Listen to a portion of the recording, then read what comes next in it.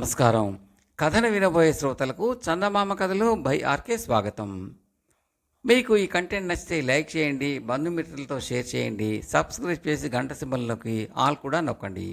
ఇలా చేయడం వల్ల నేను పెట్టబోయే తదుపరి వీడియోలు అన్నీ కూడా మీరు చూసి ఆనందించవచ్చు. మీ సూచనలు, సలహాలు కామెంట్ల రూపంలో తప్పక తెలపండి. చాలామంది చూస్తున్నారు, వింటున్నారు, కానీ లైక్ చేయడము, కామెంట్లు పెట్టడము చేయటం లేదండి. దయచేసి ఆ రెండు చేయండి. ఎందుకంటే ఆ రెండు ఉంటే అది మాకు ఎంతో ఎంకరేజింగ్గా ఉంటుందండి. Thank you very much. ప్రస్తుతం చెప్పబోయే కథ పేరు తరగని సంపద. ఇది అరేబియా జానపద కథ. తరగని సంపద. పూర్వం బాగ్దాదు నగరంలో ఖలీఫాగా ఉండిన హారూన్ అల్ రషీద్ అన్ని విధాలా యోగ్యుడే. కానీ తనను మించిన సంపద ప్రపంచంలో మరెవ్వరికీ లేదన్న అహంకారం ఆయనలో చాలా బలంగా ఉండేది. తనకన్నా ధారాళంగా దానాలు చేసేవాడు ఎవడూ లేడని అనుకునేవాడు. ఈ విషయం ఆయన తరచుగా గొప్పలు చెప్పుకుంటూ ఉండేవాడు. ఒకరోజు ఖలీఫా మితిమించి తన దాతృత్వాన్ని పొగుడుకుంటూ ఉండటం చూసి భరించలేక వజీర్ అయిన జఫర్ ఆయనకు కనువిప్పు కలిగించ నిశ్చయించి, హుజూర్, మానవులు అల్లా సమక్షంలో అణకుగా ఉండటం కన్నా గర్వించదగినది మరేదీ లేదు. సమస్త సంపదలు, సద్బుద్ధి కూడా ఆయన ప్రసాదించినవే. అవి ఉండటం మనిషికి గర్వకారణం కాకూడదు. తమ దాతృత్వాన్ని ప్రజలు మెచ్చుకోనివ్వండి. అదీగాక తరగని సంపదను అల్లా తమకే కాదు ఇతరులకు కూడా ఇచ్చాడు. బస్రా నగరంలో ఒక సాధారణ పౌరుడైన యువకుడు ఉన్నాడు. అతని పేరు అబూ అల్ కాసిం. అతనికి ఉన్న సంపద ప్రపంచంలో ఏ చక్రవర్తికి లేదు. దాతృత్వంలో ఏలిన వారు కూడా అతనితో పోటీ చేయలేరు అనేశాడు. ఈ మాటలు వినేసరికి ఖలీఫా ముఖం ఎర్రబడి కళ్ళ నుంచి నిప్పులు రాలాయి. ఆయన జఫర్తో, బుద్ధిహీనుడా, ఇలాంటి అబద్ధానికి శిక్ష మరణదండని అనే సంగతి ఎరుగుదువా అన్నాడు. తమ మీద ఒట్టు పెట్టుకుని మరీ చెబుతున్నాను ప్రభు, నేను చెప్పింది అక్షర సత్యం అన్నాడు జఫర్. అతను ఇంకా ఇలా అన్నాడు, నా మాట నమ్మలేకపోతే తమరు ఎవరైనా పంపి వాకపు చేయించండి. ఆ మనిషి ఏమి చెబితే నేను దానికి బద్ధుణ్ణి. నేను కిందటిసారి బసరా వెళ్ళినప్పుడు అబూ అల్ కాసింకు అతిథిగా ఉండటం జరిగింది. మరోసారి చెబుతున్నాను, ఈ కాలంలో అతన్ని మించిన దాత ప్రపంచంలో లేడు. ఖలీఫాకు నోట మాట రాలేదు.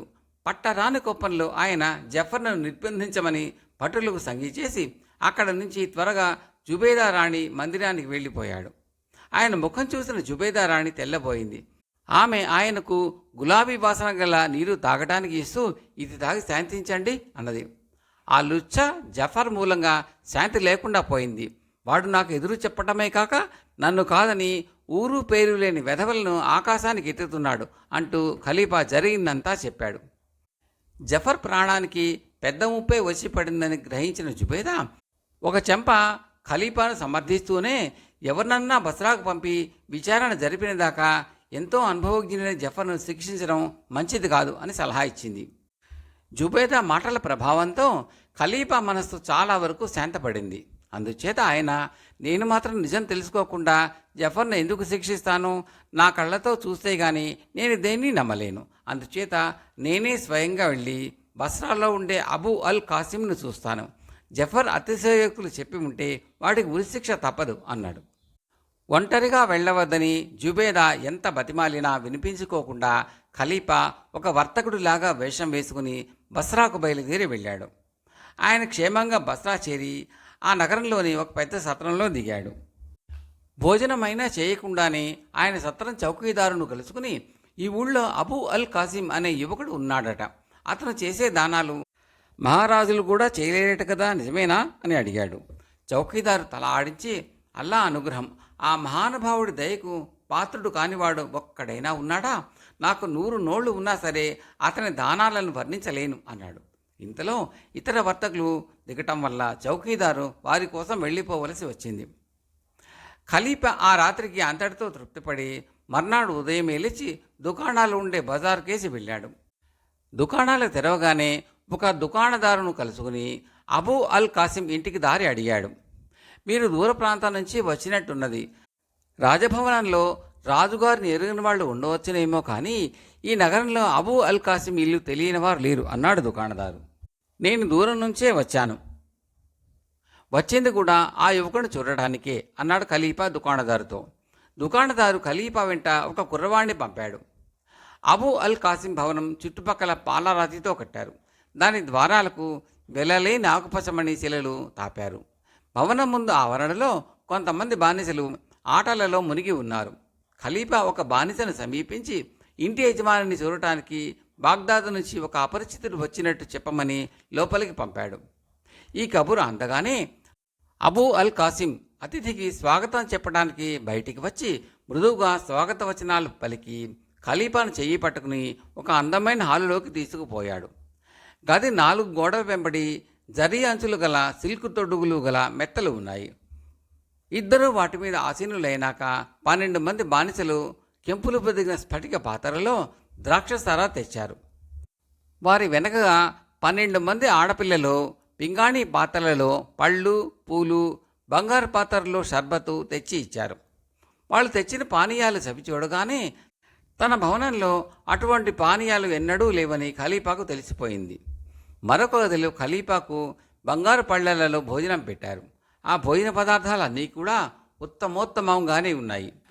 తరువాత ఆయన తన కోసం ఏర్పాటు చేసిన సంగీతం వింటూ, నా రాజభవనంలోనూ శ్రావ్యమైన గాయకులు ఉన్నారు, సంగీత రహస్యాలు అన్నీ తెలిసిన ఇషాక్ ఉన్నాడు, కానీ ఈ సామాన్య వ్యక్తి ఇంట జరిగే గానకోష్ఠి స్వర్గంలో కూడా లభించదు అనిపించేదిగా ఉన్నదే అనుకున్నాడు. ఖలీఫా సంగీతం వినడంలో నిమగ్నుడై ఉండగా అబూ అల్ కాసిం లేచి అవతలికి వెళ్ళి ఒక చేతిలో అంబరు బెత్తము, రెండవ చేతిలో చెట్టు బొమ్మ పట్టుకుని వచ్చాడు. ఆ బొమ్మ చెట్టు కాండం వెండి ఆకులతోనూ, ఆకులు పచ్చలతోనూ, కాయలు కెంపులతోనూ చేసి ఉన్నాయి. చెట్టు పైభాగంలో ఒక బంగారు నెమలి బొమ్మ ఉన్నది. అది ఎంతో నైపుణ్యంతో తయారు చేసిన బొమ్మ. అబూ అల్ కాసిం ఆ చెట్టును ఖలీఫా ముందు పెట్టి నెమలి బొమ్మను అంబరు బెత్తంతో కొట్టగానే ఆ నెమలి రెక్కలు చాచి పింఛం విప్పి వేగంగా గుండ్రంగా తిరగసాగింది. అది అలా తిరుగుతూ ఉంటే దాని శరీరంలోని రంధ్రాల నుంచి సువాసనలు వెలువడి ఆ గదంతా నిండిపోయింది ఆ సువాసనతో.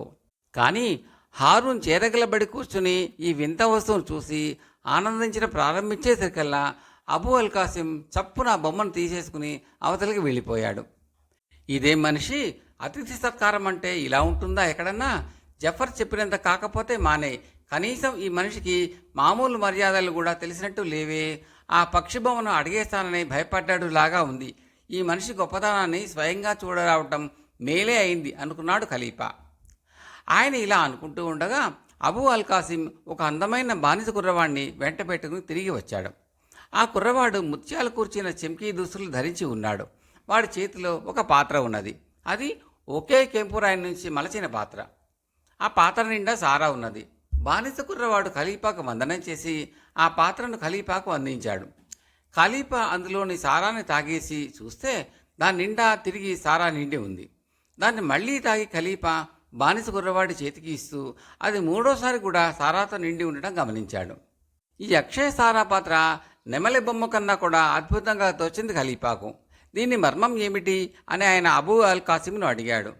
నిజానికి ఇందులో అద్భుతం ఏమీ లేదు, ఒక ప్రాచీన కాల్ప విజ్ఞాని దీన్ని తయారు చేశాడు అంటూ అబూ అల్ కాసిం బానిస కుర్రవాడిని త్వరగా అక్కడి నుంచి లాక్కుపోయాడు. చిచి, ఈ యువకుడికి కొంచెం కూడా బుద్ధి లేదనుకోవాలి, లేదా ఇతనికి సాధారణ మర్యాదలు కూడా తెలియకపోవాలి. నేను అడగా పెట్టకుండా అద్భుతమైన వస్తువులు తెచ్చి చూపుతాడు. నాకు వాటిల్లో ఆసక్తి కలుగుతూ ఉండగా లాక్కుపోతాడు. ఇది మోసము, వెకిలితనము కూడాను. కొంచెం ఆలోచించి మాట్లాడేటట్టుగా జఫర్కు బుద్ధి చెప్పాలి అనుకున్నాడు ఖలీఫా. ఇంతలోనే అబూ అల్ కాసిం తిరిగి వచ్చాడు. అతని వెంట ఒక అందమైన అమ్మాయి ఉన్నది. ఆమె అందం దేవతలకు కూడా ఉండదు. ఆమె శరీరం నిండా రత్నాలు ఉన్నాయి, కానీ ఆమె అవయవాల అందాన్ని అవి దాచటం లేదు. ఆమె ఎదురుగా కూర్చుని కిన్నెర వాయిస్తూ ఉంటే ఖలీఫా ఆ పారవస్యంలో నెమలి బొమ్మను, కెంపు పాత్రను పూర్తిగా మరిచిపోయాడు. ఆయన యువకుడికే తిరిగి, బాబు, నిన్ను చూస్తే ఈర్ష్య పుట్టుకొస్తున్నది అన్నాడు. ఖలీఫా ఇలా అనటమే వ్యవధిగా అబూ అల్ కాసిం ఆ పిల్లను చెయ్యి పట్టుకుని అక్కడి నుంచి అతివేగంగా లాక్కుని పోయాడు. మూడో అవమానంతో ఖలీఫాకు ఎంత ఆగ్రహం వచ్చిందంటే ఇక అక్కడ ఉంటే అది అగ్నిపర్వతంలా బద్దలయ్యేటట్టు తోచింది. అందుకు ఆయన అబూ అల్ కాసిం మరోసారి తిరిగి రాగానే, అయ్యా, ముఖం ఎరగని వాడికి నీవు చేసిన ఆతిథ్యం నన్ను ముగ్ధుణ్ణి చేసింది. ఇక నాకు సెలవు ఇస్తే నేను వెళ్ళిపోతాను. ఇప్పటికే చాలా ఆతిథ్యం పొందాను అంటూ లేచి నిలబడ్డాడు. అతిథిని బలవంతం చేయటం ఇష్టం లేక ఖలీఫా కోరిక శిరసావహించినట్టుగా తలవంచి అబూ అల్ కాసిం ఆయనను తలవాకిలి దాకా సాగనంపి తన ఆతిథ్యంలో లోపాలు ఉంటే క్షమించమని వేడుకున్నాడు. ఖలీఫా తన బసకు తిరిగి వస్తూ వట్టి దాంభికుడు, మూఢుడు, కొత్త వాళ్ల ముందు తన సంపదను ప్రదర్శించి తృప్తి పడతాడు. దాతృత్వం ఎన్నటికీ కాదు, పిసినారితనం. వీడు పిసిని గుట్లలో కూడా చాలా నాసిరకం. అబద్ధాలు ఆడినందుకు జఫర్ అనుభవిస్తాడు అనుకుంది. మండిపోతూ ఖలీఫా సత్రం చేరేసరికి దాని ముందు ఆవరణలో అర్ధవలయాకారంలో బానిస పిల్లలు నిలబడి ఉన్నారు. వారిలో సగం మంది తెల్ల బానిసలు, సగం మంది నల్ల బానిసలు. వారి నడుమ అబూ అల్ కాసిం ఇంట కిన్నెర వాయించిన అమ్మాయి నిలబడి ఉన్నది.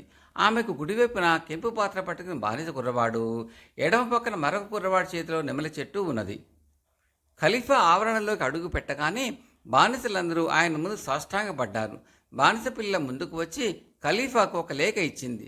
అందులో ఇలా ఉన్నది: మా ఇంటికి వచ్చి మా ఇంటిని పవిత్రం చేసిన అతిథికి శాంతి సౌఖ్యాలు కలుగుగాక. తర్వాత ఈ హీనమైన కానుకలు తాము స్వీకరించే ప్రార్థన. ఈ బానిసలు, చెట్టు, నెమలి, కెంపుపాత్ర తమను స్వల్పంగా ఆకర్షించడం గమనించి వాటిని అన్నిటినీ తమకు కానుకగా ఇవ్వ సాహసించాము. ప్రతిదీ అల్లా నుంచే వచ్చి అల్లాకే తిరిగిపోతుంది. ఈ లేఖ యొక్క సారాంశం అర్థం కాగానే ఖలీఫాకు పశ్చాత్తాపం కలిగింది.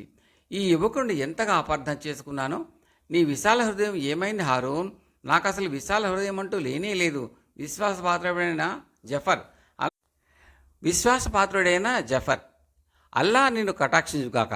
నా అతిశయానికి, దురహంకారానికి మంచి పాఠం నేర్పావు. ఈ మామూలు పౌరుడు రాజాధిరాజులు సైతం ఇచ్చివేయటానికి సంకే కానుకలను నిశ్చింతగా ఇచ్చేశాడు. మామూలు పౌరుడికి ఇంత సంపద ఎక్కడిది? మర్యాదకు భంగమైనా సరే నేను ఈ రహస్యం తెలుసుకోవాలి అనుకున్నాడు. అందుచేత ఆయన తన కానుకలను సత్రం ఆవరణలోనే ఉండనిచ్చి అబూ అల్ కాసిం ఇంటికి తిరిగి వెళ్ళి, మహాదాత, అల్లా కటాక్షం నీ మీద మరింతగా ఉండుగాక. నువ్వు పంపిన కానుకలు ఎంత అమూల్యమైనవంటే వాటిని స్వీకరించడానికి నాకు జంకుగా ఉన్నది. వాటిని తీసుకోవటం అతిథిగా నా ధర్మాన్ని నేను అతిక్రమించడం అవుతుందేమోనని అనిపిస్తున్నది. వాటిని తిరిగి ఇవ్వటానికి అనుమతించినట్టయితే నేను సెలవు పుచ్చుకుని నీ దాతృత్వాన్ని బాగ్దాదులో చాటుతాను అన్నాడు. తరగని సంపద మొదటి భాగం సమాప్తం. తరువాయి రెండవ భాగంలో.